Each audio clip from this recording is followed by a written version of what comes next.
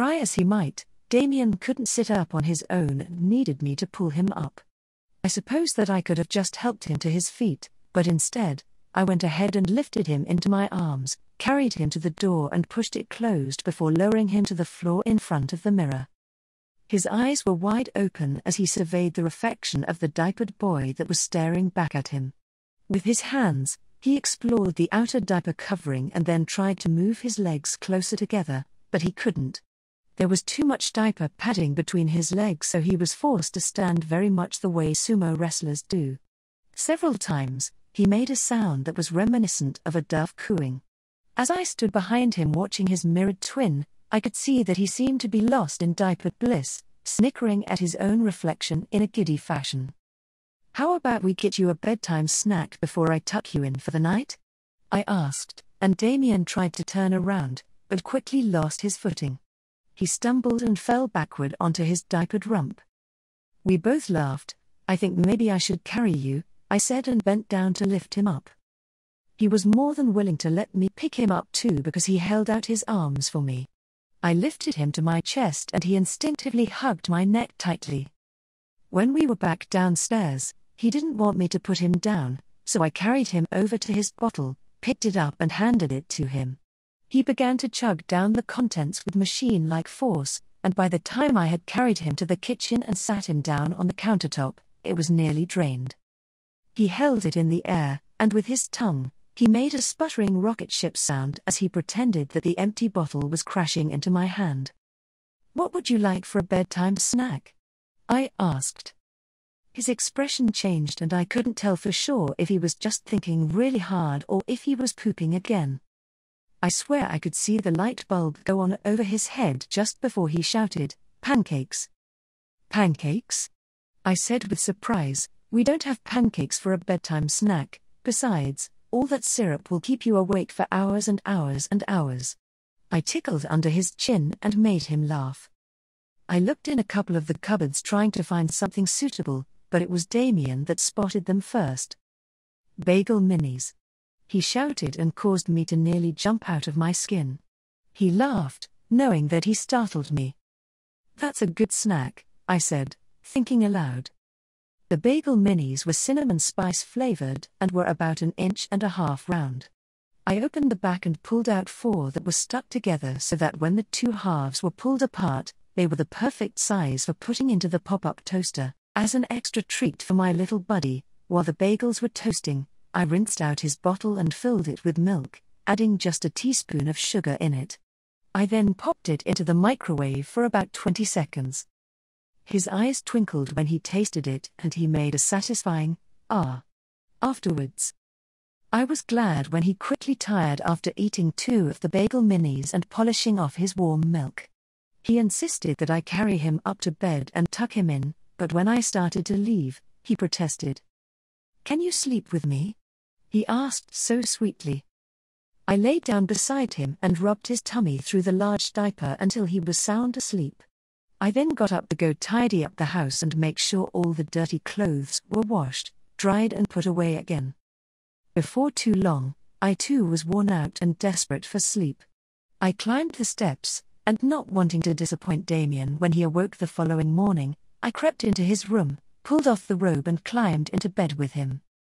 The following morning, I was the first to awake. Actually, I had only slept about 4 hours. Damien had been having a dream and kicked me in his sleep. Since I was awake, I climbed out of bed, went for a quick pee before returning to the room.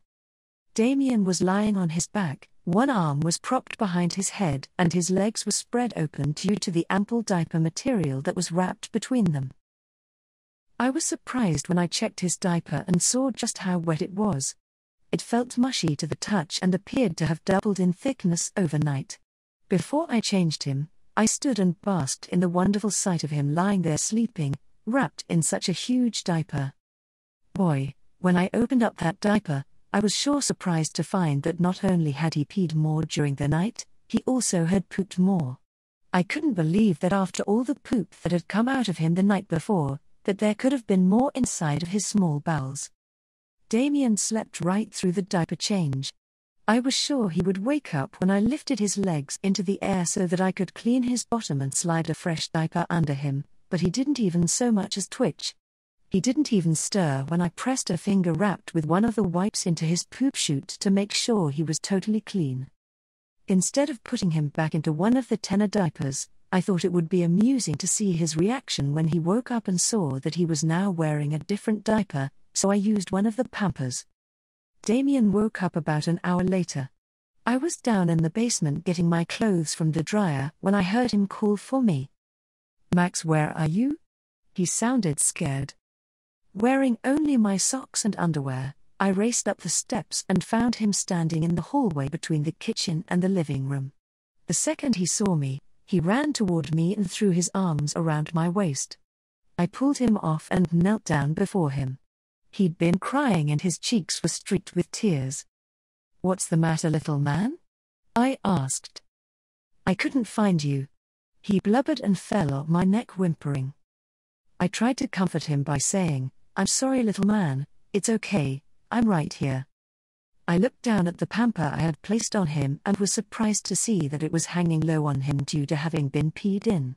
When I cupped my hand under the sagging pouch, I could feel that he'd wet but that it could probably hold another wetting. On the other hand, I really enjoyed changing him. "Looks like someone needs changed again," I said melodiously and wiped his tears away. He put his arms out. "Carry me?" Nothing could have pleased me more than the way he'd taken to diapers so willingly. However, I knew that we only had a few more hours of diaper play left to us before Bill and Gladys would be home.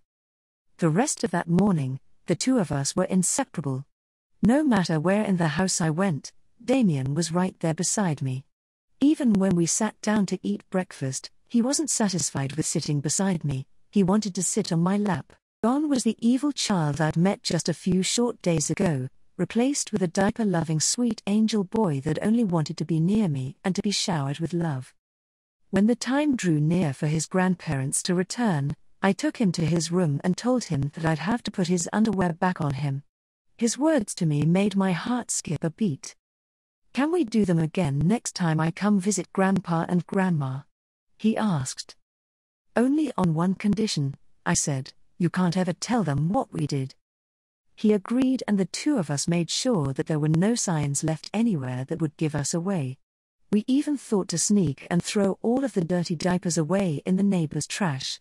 Bill and Gladys never did find out about what we had done while they were gone, and Damien never discovered that the reason he had such explosive diarrhea that night was because of something I'd given him. About 2.5 weeks after Damien had gone back home, I got an envelope in the mail. The outside of the envelope had been addressed to me in blue crayon, and the return address told me it was from Damien. I opened it, and inside was a crayon picture of Damien and me. Of course it didn't look anything like either of us, I only knew it was us because he'd wrote our names under each face.